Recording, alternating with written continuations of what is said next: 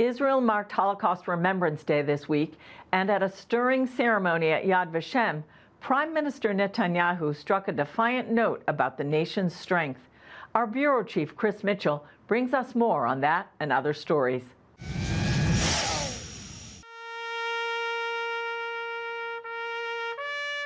Israel's Holocaust Remembrance Day began here at Yad Vashem, Israel's Holocaust Memorial, where 6 torches were lit to remember the 6 million Jews who perished in the Holocaust.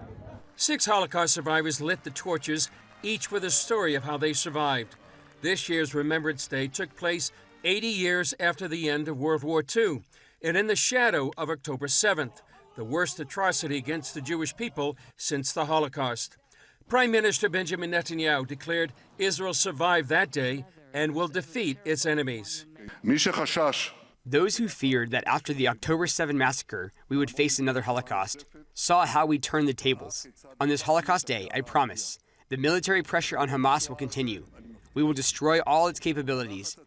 We will return all our hostages.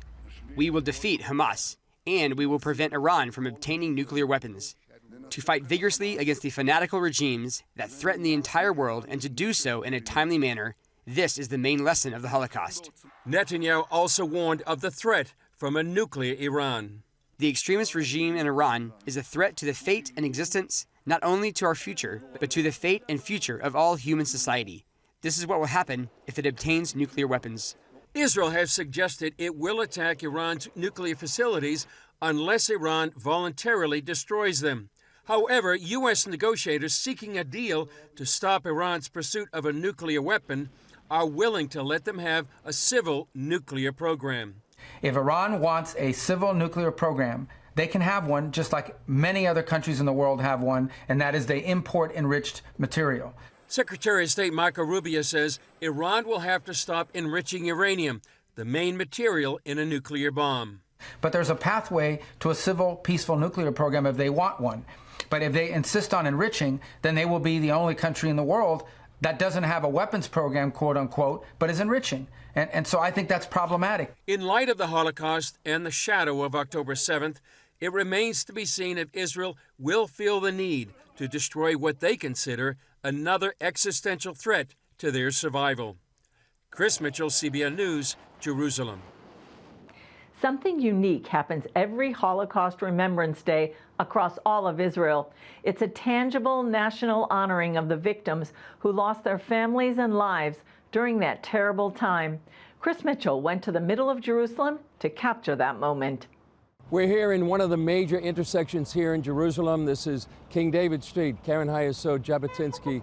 But what's going to happen in a few moments, it's going to be replicated all over Israel. There's going to be a 2-minute siren in honor of Holocaust Remembrance Day. This began just in the very mid-1950s, and it's continued to this day. What this siren does is commemorate the 6 million Jews who died in the Holocaust. And here we are 80 years after the Holocaust, and we're also commemorating in the shadow of October 7th, when 1,200 Israelis were murdered, and that is the worst atrocity since the Holocaust. So you can imagine how many people have been affected by the Holocaust. The children, the grandchildren, the great-grandchildren, all living in the shadow of the most horrific genocide in all of human history. And so this is just a wonderful way. You're going to see people standing, you're going to see cars stopping, you're going to see people getting out of their cars and standing beside their cars, all in a way to commemorate, to memorialize and remember the 6 million who perished in the Holocaust.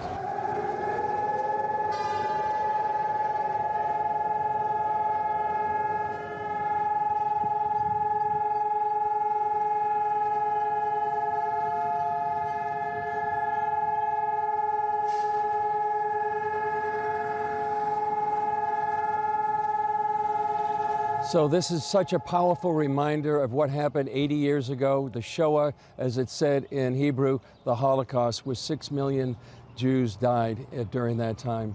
And so for 2 minutes, the whole country stops and makes a pledge that came out of the Holocaust, never again.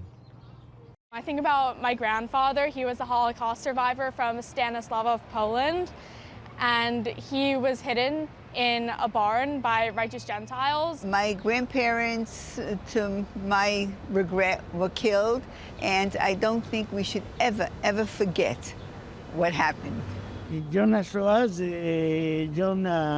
Holocaust Remembrance Day is a day that really touches me because part of my family was killed in the Holocaust. This is a terrible and difficult day for all the people of Israel. The people of Israel live, and the people of Israel will get up and continue with the help of God, with the expectation of the redemption.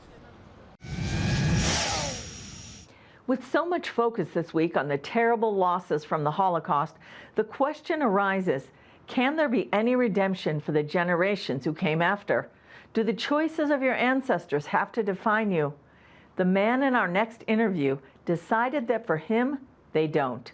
He's the grandson of a Nazi soldier and explained to me what motivates him to help Israeli immigrants and Holocaust survivors.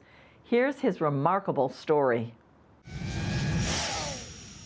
Alexander Dietze, welcome to Jerusalem Dateline. Thank you. Now, you are born in Germany. Yes. And you grew up knowing a little bit about history of your country, learning in school.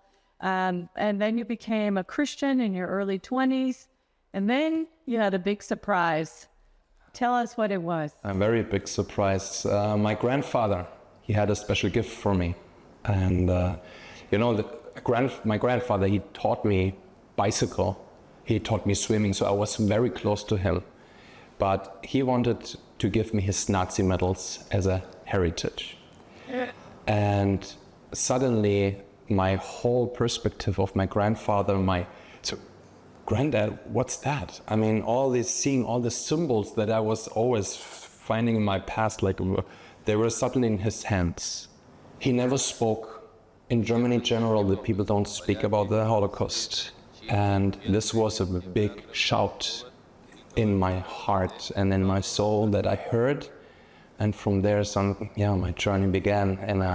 So how did that affect your the way you looked at the Jewish people, the Holocaust? Yeah, of course, when you come to faith, suddenly I saw, what is this Israel and Israel and Jerusalem? And it was interesting, but when this happened, it came to the past, the 70 years, not the 2,000 years. So 70 years. So suddenly I found myself with a responsibility of kind of looking in. But the key moment was when I had a friend from Israel who came to the Christians to talk about God's heart for Israel. And he said something profound. He said, what the devil meant for evil, God can turn out for good. Can turn out. Now, and your wife also had played a part in this too, didn't she? She found out that there are in Israel in this time 250,000 Holocaust survivors that are still living in Israel, and they're very poor because they're coming from the ex-Soviet Union. When they come, they lose everything. They are maybe academics and teachers, and they start with cleaning toilets. It was a big wow. So we found an organization to invest everything to help the elderlies, the Holocaust survivors that were children in the Holocaust, now immigrated to Israel, and to support them in different ways. And how did they respond to you? I have the grandson, Mantle. It's easier for them to relate with me as with the old elderly generations of German. It's really the little gap of grandson, because they can differentiate. They always say, it was not you. And I have to say, yes, but we have a responsibility, and we do it out of free will. So we never had rejection. In the opposite, I say always, I have in Israel maybe now 50 grandmas and 50 Jewish granddads. Wow. And one of them gave you a special present one time. Yes. After the event with my grandfather and after a long journey that brought us to Israel, it was at an event, a very dear Holocaust survivor. She is the leader of an organization who takes care of thousands of Holocaust survivors. She said, I brought a very special gift for you, Alex. and she opened up a little box, and inside it was a medal over 75 years victory over Nazi Germany. Wow. And from there, I connected the circle to my grandfather. I rejected his heritage of my physical grandfather, but I accepted with honor the heritage of my Jewish grandma. And this was a circle that was closed in a way. I saw the purpose of our being here, supporting Israel, supporting the elderly and the Holocaust survivors, in the responsibility we have as Germans, as believers, and this is what we're running for. That's a very inspiring story. Thank you so much, Alexander Dietze, for joining us on Jerusalem Dateline.